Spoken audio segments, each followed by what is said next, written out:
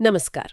आज हम मानव इतिहास के एक ऐसे मोड़ पर चलेंगे जिसने हमारी कह सकते हैं किस्मत ही बदल दी। वो पल जब इंसान ने भटकना छोड़कर बसना सीखा और शिकार छोड़कर उगाना सीखा। बिल्कुल। हमारे हाथ जो रिसर्च लगी है वो इस पूरी कहानी को खोल कर रख देती है कि कैसे इंसान किसान बना। चलिए सफर की गहराइयों में उतरते हैं। बिल्कुल। और ये समझना बहुत जरूरी है कि ये सिर्फ खाने का तरीका बदलने की कहानी नहीं है। नहीं, बिल्कुल नहीं। ये तो इंसान की सोच, समाज और पूरी दुनिया के बदल जाने की कहानी है। सही बात है। लाखों साल तक जो प्रजाति शिकारी संग्रह करता थी, उसने अचानक खेती क्यों और कैसे अपना ली, इसी गुत्थी को आज हम सुलझाएंगे। तो शुरुआत वहीं से करते हैं, खेती से पहले की दुनिया से। लाखों साल तक इंसान शिकारी संग्रह करता था। ये सुनने में तो आसान लगता है, पर इसका असल में मतलब क्या था? जिंदगी कैसी रही होगी? देखिए, इसका मतलब था कि जीवन पूरी तरह से अनिश्चित था।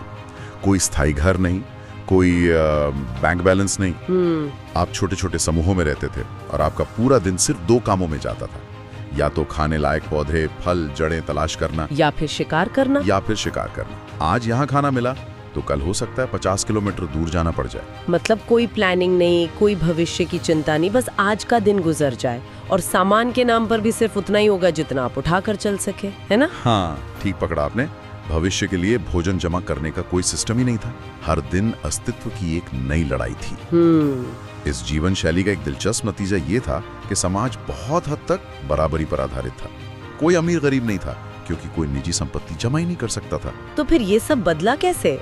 मेरा मतलब, लाखों साल की आदत को छोड़ने के लिए कोई बहुत बड़ी वजह रही होगी। कोई तो वो कहते हैं ना डिक्लिक, वो हुआ होगा। और वो डिक्लिक किसी एक दिन में नहीं आया। रिसर्च बताती है कि ये हजारों सालों के धीमे अवलोकन का नतीजा था। अवलोकन? हाँ। मतलब ऑब्जर्वेशन। हाँ, आप कल्पना कीजिए, आप और आपकी कई पीढ़ियां बस फल तोड़कर खा रहे हैं और गुठलियां फेंक रही हैं, और फिर धीरे धीरे आप ये नोटिस करना शुरू करते हैं कि जहां गुठलियां फेंकी थी वहीं अगले साल ठीक वैसा ही पौधा उगाता है। अरे वाह, ये तो एक तरह से प्रकृति के जादू को समझने जैसा हुआ होगा। ये देखना कि हम सिर्फ प्रकृति से ले नहीं सकते, हम उसे बना भी सकते हैं। बिल्कुल। ये मानव इतिहास का शायद सबसे बड़ा आहा मोमेंट था। हाँ? जो किसी एक इंसान को नहीं, बल्कि कई पीढ़ियों को धीरे धीरे महसूस हुआ। वो पल जब किसी ने पहली बार जानबूझकर बीज जमीन में दबाया होगा, ये सोचकर कि इससे खाना उगेगा। वो इंसानियत का सबसे बड़ा जुआ था। वो सिर्फ बीज नहीं बो रहा था, वो भविष्य में भरोसा बो रहा था। और ये भरोसा जागा कब और कहाँ? मतलब सबूत हमें कहाँ ले जाते हैं? इतिहासकारों का मानना है कि ये बदलाव नवपाषाण काल यानी नियोलिथिक एज में आज से लगभग 12,000 साल पहले शुरू हुआ। और सबसे हैरान करने वाली बात यह है कि ये दुनिया के अलग अलग हिस्सों में लगभग एक ही समय पर हुआ। एक ही समय पर? हाँ, एक दूसरे से स्वतंत्र रूप से। मतलब ये कोई एक जगह की खोज नहीं थी जो पूरी दुनिया में फैली, बल्कि एक ग्लोबल ट्रेंड था। जैसे कि कहाँ? जैसे मेसोपोटामिया, जिसे हम आज इराक और सीरिया के नाम से जानते हैं। अच्छा। मिस्र में नील नदी के किनारे, भारत पाकिस्तान में सिंधु घाटी के पास, और चीन में यांगत्सी और पीली नदी की घाटियों में। और इन सभी जगहों में एक बात कॉमन रही होगी, नदियाँ और उनकी लाई हुई उपजाऊ जमीन, जिसे शायद फर्टाइल क्रेसेंट भी कहते हैं। मैंने पढ़ा है इसके बारे में। हाँ बिल्कुल। मध्य पूर्व का वो इलाका जो एक अर्धचंद्र जैसा दिखता है, उसे ही फर्टाइल क्रेसेंट कहते हैं। यहीं पर हमें दुनिया में संगठित खेती के सबसे पुराने और स्पष्ट प्रमाण मिलते हैं।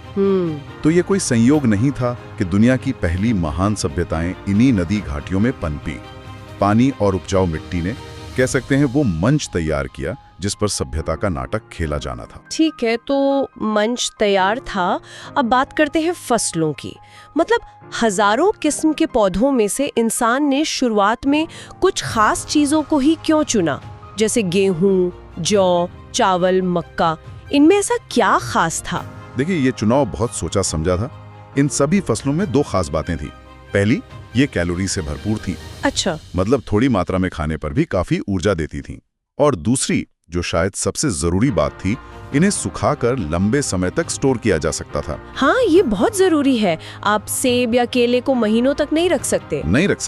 लेकिन गेहूं और चावल को सालों तक रखा जा सकता है। यानी भविष्य के लिए भोजन की सुरक्षा। और कहानी सिर्फ पौधों पर ही नहीं रुकी होगी, जानवरों का क्या? बिल्कुल, खेती के साथ साथ ही पशुपालन की भी शुरुआत हुई। इंसान ने भेड़, बकरी, गाय, सुअर जैसे जानवरों को पालतू बनाना शुरू किया। अच्छा। और यहाँ भी चुनाव बड़ा स्मार्ट था।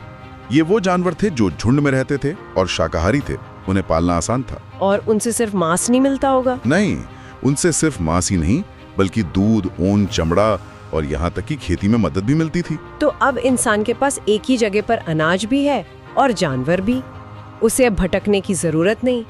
मुझे लगता है यहीं से सब कुछ बदल गया होगा, यहीं से समाज का ताना बाना बुनना शुरू हुआ होगा। आप बिल्कुल सही जगह पहुंची हैं।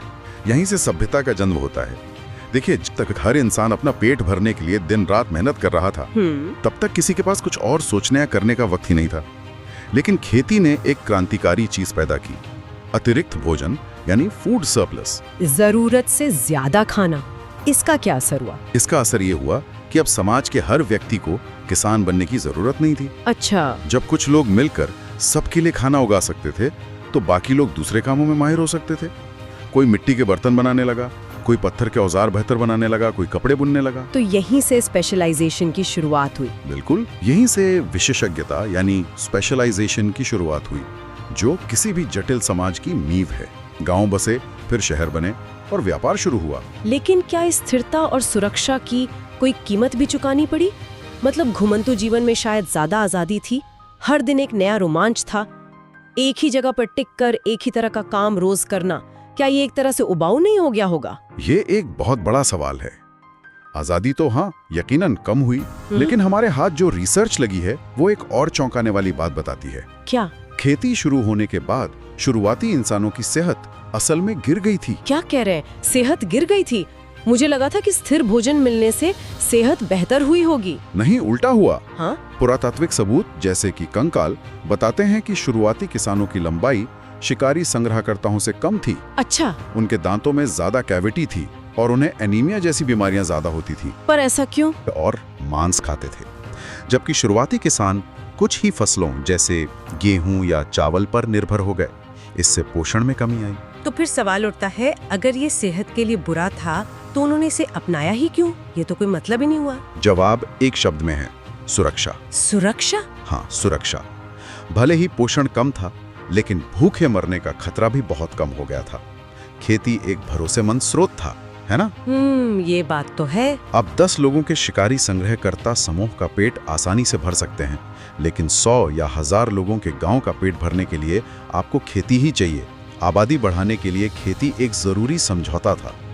बीमारी से मरने का खतरा भूखमरी से मरने के खतरे से कम बड़ा लगा होगा। मतलब ये सिंधु घाटी, मिस्र और मेसोपोटामिया जैसी महान सभ्यताओं के उदय का आधार था। बिना खेती के बड़े शहर बनाना नामुमकिन होता। बिल्कुल। आप सोचिए, मिस्र में पिरामिड या हड़प्पा में बड़े बड़े अन्न भंडार बनाने के लिए हजारों मजदूरों को सालों तक एक जगह काम करना पड़ता था। सही बात है। ये तभी संभव है जब आपके पास उन्हें खिलाने के लिए अनाज का एक विशाल स्थिर भंडार हो। खेती वो इंजन थी जिसने इन महान सभ्यताओं को शक्ति दी।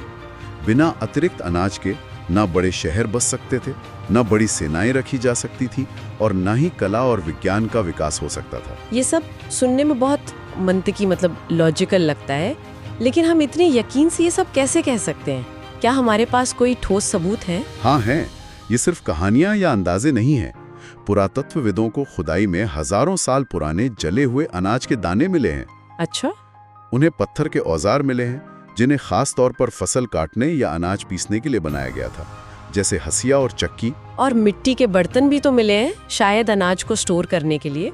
बिल्कुल, बड़ी संख्या में मिले मिट्टी के बर्तन साफ तौर पर दिखाते हैं कि अनाज को भविष्य के लिए जमा किया जा रहा था। और इन सब चीजों की उम्र का पता लगाने के लिए हमारे पास कार्बन डेटिंग जैसी वैज्ञानिक तकनीकें हैं, जो बहुत सटीक होते हैं। हाँ, जो काफी सटीक तरीके से बताती हैं कि ये चीजें 10 से 12,000 साल पुरानी हैं। तो ये पूरी कहानी ठोस सबूतों पर खड़ी है। तो कुल मिलाकर खेती कोई एक दिन का आविष्कार नहीं था। ये हजारों सालों में फैला एक धीमा लेकिन मजबूत बदलाव था। शिकारी संग्रहकर्ता से किसान बनने का ये सफर शायद मानव इतिहास की सबसे बड़ी क्रांति थी। यकीनन, इसने सिर्फ हमारे खाने का तरीका नहीं बदला, इसने हमारे रहने, सोचने और एक समाज के तौर पर विकसित होने का पूरा नजरिया ही बदल दिया।